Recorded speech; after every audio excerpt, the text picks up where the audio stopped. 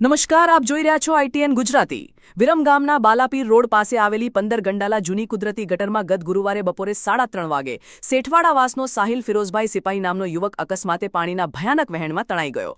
ઘટનાની ગંભીરતા જોતા જ કાઉન્સિલર, મામલતદાર, સ્થાનિક સ્વયંસેવકો અને મુસ્લિમ સમાજના યુવાનો તાત્કાલિક બચાવ કામગીરીમાં કૂદી પડ્યા હતા, પરંતુ રાત્રે અંધારું થવાના કારણે આ રેસ્ક્યુ ઓપરેશન અધવચ્ચે રોકવું પડ્યું હતું।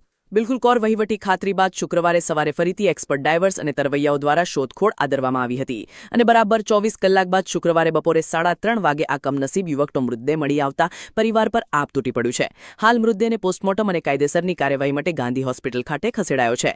સ્થાનિક અગ્રણીઓ હવે ખુલ્લી ગટારો અને પાણીના નિકાલની યોગ્ય વ્યવસ્થા ન હોવા બદલ નગરપાલિકા અને વહીવટીતંત્ર સામે લાલઘૂમ થઈને કાયમી નિકાલની ઉગ્ર રજૂઆતો કરી રહ્યા છે। વિરમગામ ગ્રાઉન્ડ ઝીરોથી લાઈવ અહેવાલ સાથે રિપોર્ટર ધરા પટેલ, સાણંદ, અમદાવાદ, આઈટીએન ગુજરાતી। परिचय मारू नाम सैयद अहमद मियाँ बहाउद्दीन मियाँ, म्युनिसिपल काउंसिलर विरमगाम नगर पालिका वॉर्ड नंबर 4। गत तारीख 30/7/2026 અને ગુરુવાર અમારે મોહલ્લા સેતવાડમાં રહેતા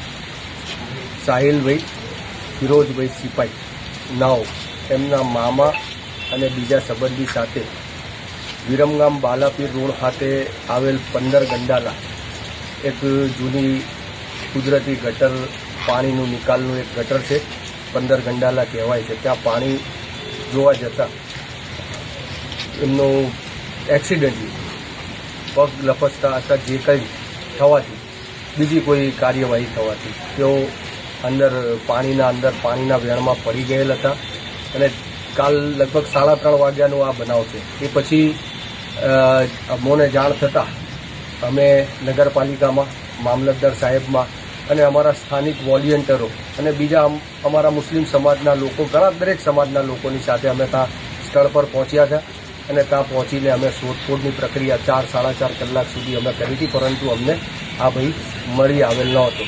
એટલે કાલ રાત અંધારું થવાથી, હવે આગળની કામગીરી ન થવાથી અમે મામલતદાર સાહેબ અને ચીફ ઓફિસર સાહેબમાંથી, નગરપાલિકામાંથી અમને એવું આશ્વાસન આપવામાં આવ્યું હતું કે ભાઈ સવારે પડતા અમે ફરી પાછી ટીમો લગાડીને આ ડેડ બોડી આપણે શોધવાની કોશિશ કરશું, જેથી કરીને સવારે લગભગ 9-1 વાગ્યાની આસપાસ વિરમગામ નગરપાલિકાની ટીમ અને સાથે સાથે સાણંદ નગરપાલિકાની ટીમ બાયરની તેઓ પણ સાથે આવ્યા હતા। મામલતદાર સાહેબ પોતે, ચીફ ઓફિસર સાહેબ પોતે સ્થળ પર વિઝિટ કરી ગયા હતા અને એ પછી અત્યારે રાઈટ 24 કલાક એટલે 31/7/2026 શુક્રવારે એક્ઝેક્ટ 3:30 વાગે આ ડેડ બોડી મળી આવેલ છે।